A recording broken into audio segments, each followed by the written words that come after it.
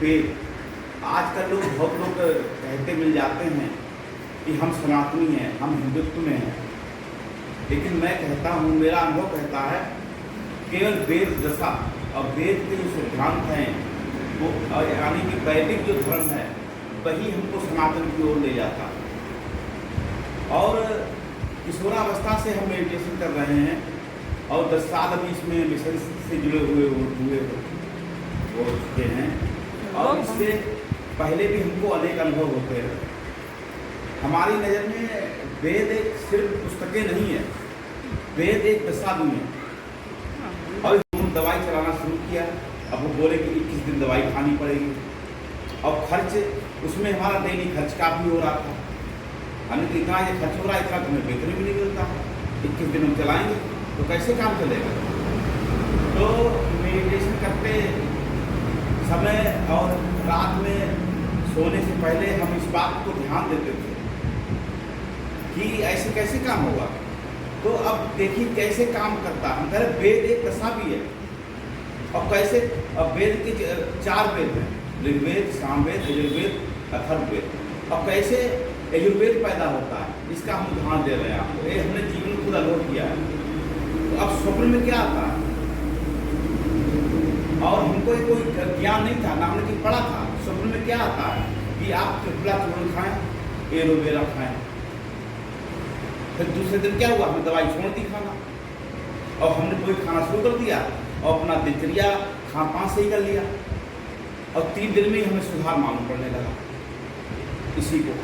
यानी कि वेद केवल पुस्तकें नहीं है, वेद एक दशा है। और बाबूजी ने भी वेद पे लिखा है कि जो ऋषियों मुनियों ने देखा, जो हमारे 5 तत्व हैं, 5 तत्व प्राणवायु और जो चंद्रमा है, सूरज है, इन सबसे मिलकर जो सिस्टम बना है, उससे जो दशा बनी है, उसको ही ऋषि मुनियों ने अनुभव किया।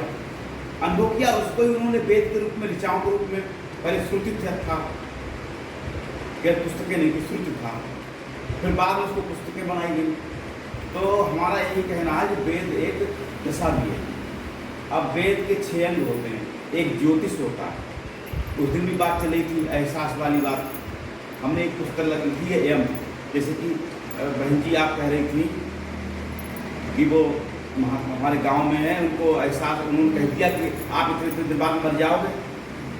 तो हमने कहा कोई महसूस भी तो कर सकता है। हमने खुद लिखा है इस बात को कि कटरा में कोई भी मरता है उससे पहले हमको एहसास हो जाता है। और सन 2017 ये पुस्तक हमने लिखा है, 2017 में क्या होता है, 2 यमदूत मेरे पास आते हैं। असलियत बात है, जो मैं अर्धनिद्रा में था, इसमें दिया है चेतन और चेतन के बीच की जो कंडीशन होती है उसमें थोड़ी मूर्छा से छा जाती है। अब 2 यमदूत मेरे पास आते हैं और कहते हैं चलो हम चल देते हैं, एक का फंसा उठा लेते हैं, अब चल देते हैं। जब विद्यावती जिसमें मकान रहती थी उस गली में हम चलते हैं, और एक व्यक्ति को चीख के पुकारते हैं, आ जाओ आ जाओ आ जाओ। अब वो बाहर आता है तो उसका हम हाथ काट देते हैं। और ये तो हमने इसको सपना समझ के इसको हटा दिया। सुबह उठे, पूजा पाठ किया, फिर नहाए धोए, फिर स्कूल पहुँचे। अब स्कूल पहुँचे तो दुबे जी बोले कि वो फला लड़का है, वो वहाँ जा रहा था, एक्सीडेंट, उसका एक्सीडेंट हो गया। तब एकदम चौके। अब वही था, अब यह के थे नहीं ये फौजी सैदापुर के, कहा कि उनका लड़का पंकज सिंह था, कौन था, खत्म हो गया था एक्सीडेंट। अब इस तरह की अनेक घटना है मेरे जीवन में। अब इसे क्या कहोगे। और ये नहीं, मिशन से मैं बाद में जुड़ा हूँ, मिशन से पहले ही सब एहसास होने लगे थे, क्योंकि हम अंतर्मुखी रहे हैं। कल भी एक ग्रुप में बात चली, तो उसमें उन्होंने कहा कि तिलहर में 4-5 लड़के वो अपना बर्थडे मनाने गए थे, तो वहाँ कोई नकारात्मक ऊर्जा उनके साथ लग गई, और वो सब 3 तो अस्पताल पहुँच गए, बेहोश हो गए। तो हमने लिखा कि आप लोग भूत प्रेत पे तो विश्वास कर लेते हो, ये ईश्वर विश्वास क्यों नहीं करते। और हम तो बचपन से ही कब्रिस्तान, शमशान, इन बीचों से जुड़े रहे हैं। अब भी हमारा मकान है कब्रिस्तान से मिला हुआ है। और इस पर भी हम बात बता रहे हैं कि जिस दिन हमने यहाँ कॉलोनी रहना शुरू किया था, और ये शमशान के सामने कब्रिस्तान के सामने मकान है, उसमें विनोद सिंह रह रहे हैं, उन्हीं के मकान था। उसी में हम और संजय गुरु जी रहते थे। और जिस दिन हम वहाँ रहना शुरू किया, उसी दिन सुबह हम छत पे गए। फिर हमने बाबू जी की को याद करके प्रार्थना की हमने कि यहाँ की जो नकारात्मक ऊर्जा है वो सब हट जाए। और फिर अब रात में हम क्या देखते हैं, रात में देखते हैं जितनी भी आत्माएं हैं सब भाग के शहर कस्बी को भाग जा रही है। ये क्या था? और फिर इसके साथ मैं और भी एहसास किए। और स्वप्न में मैं एहसास करता था कि कोई जखीरा है, आत्माओं को जखीरा कॉलोनी को घूमता है रात में।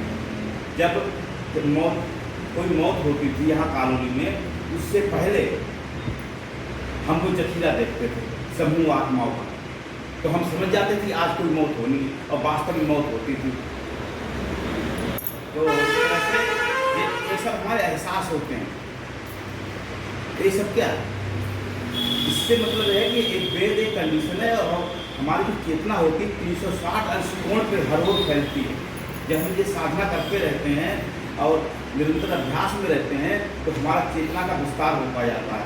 बाबूजी ने यहाँ तक कहा है कि हम पूरे ब्रह्मांड तक पहुँच सकते हैं, यानी कि एलियंस का भी एहसास कर सकते हैं। उसके बाद पुस्तकें में यहाँ एलियंस में भी 16 अवस्था से हमने अनुभव कर लिया था कि एलियंस होते हैं।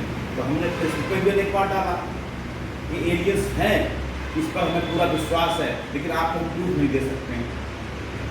और इसीलिए जो हम एहसास करते हैं वो केवल हमारे काम आता है। अब जितनी वेदों की दशा है, कंडीशन है, तो हम एहसास तो कर लेते हैं, अब हमारे लिए काम आता है, लेकिन हम वेदों का अध्ययन कर रहे हैं।